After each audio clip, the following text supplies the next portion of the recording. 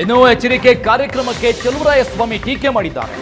ಇಂಥ ಜಿಲ್ಲಾ ಮಂತ್ರಿಗಳನ್ನ ಬಹಳ ನೋಡಿದ್ದೆ. ಚಲುವರಾಯಸ್ವಾಮಿ ವಿರುದ್ಧ ಪುಟ್ಟರಾಜು ವಾಗ್ದಾಳಿ ನಡೆಸಿದ್ದಾರೆ. ಎಚ್.ಡಿ. ಕುಮಾರಸ್ವಾಮಿ ಕಾರ್ಯಕ್ರಮಕ್ಕೆ ಚಲುವರಾಯಸ್ವಾಮಿ ಟೀಕೆ ಮಾಡಿದ್ರು. ಈ ಹೇಳಿಕೆಗೆ ಪುಟ್ಟರಾಜು ವಾಗ್ದಾಳಿ ನಡೆಸಿದ್ದಾರೆ. ಚಲುವರಾಯಸ್ವಾಮಿ ಚುನಾವಣೆಯಲ್ಲಿ ಸೋತಿಲ್ವಾ? ಕಾಂಗ್ರೆಸ್ ಜೆಡಿಎಸ್ ಸರ್ಕಾರ ಇದ್ದಾಗ ಏನ್ ಮಾಡಿದ್ರಿ ಅಂತ ಪ್ರಶ್ನೆ ಮಾಡಿದ್ದಾರೆ ಪುಟ್ಟರಾಜು. ಟೀಕೆ ಮಾಡುವ ಮೊದಲು ಜಿಲ್ಲೆ ಗುಂಡಿ ಮುಚ್ಚಲಿ ಅಂತ ವಾಗ್ದಾಳಿ ನಡೆಸಿದ್ದಾರೆ. ಚಲುವರಾಯಸ್ವಾಮಿ ಟೀಕೆಯ ಹೇಳಿಕೆಗೆ ತಿರುಗೇಟ್ ಕೊಟ್ಟಿದ್ದಾರೆ ಪುಟ್ಟರಾಜು. ಇಂಥ ಜಿಲ್ಲಾ ಮಂತ್ರಿಗಳ ನಾವು ಭಾಳ ಜನಗಳನ್ನ ನಾವು ನೋಡಿದ್ದೀವಿ.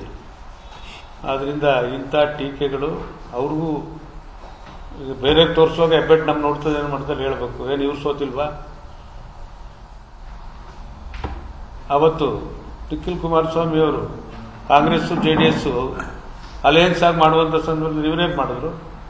ಏನು ನಮ್ಮಿಂದನೇ ನಿಖಿಲ್ ಅವ್ರು ಸೋಲ್ಸ್ಬಿಟ್ಟಿದ್ದೀವಿ ಅಂತ ಅನ್ಕೊಂಡಿದ್ದಾರೆ ಚಲುವರಾಯಸ್ವಾಮಿ ಅವರು.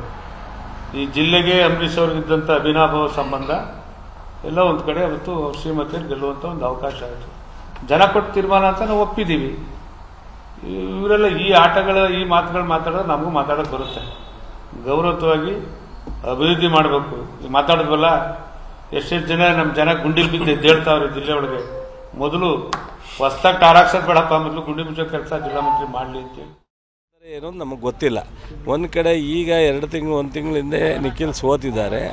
ಸೊ ಇನ್ನೊಂದು ಕಡೆ ಅವರು ಹುಟ್ದಬ್ಬ ಅಂತಾರೆ, ಇನ್ನೊಂದು ಕಡೆ ಕೌಂಟ್ರು ಅಂತಾರೆ. ನಿಖರವಾಗಿ ಯಾವುದಕ್ಕೆ ಸಭೆ ಮಾಡ್ತಾರೆ ಮಾಡಿ, ಅವರೇನು ಒಂದು ರಾಜಕೀಯ ಪಕ್ಷ ಸಭೆ ಮಾಡೋ ವಿಚಾರದಲ್ಲಿ ನಮ್ಮದೇನು ಗೊಂದಲ.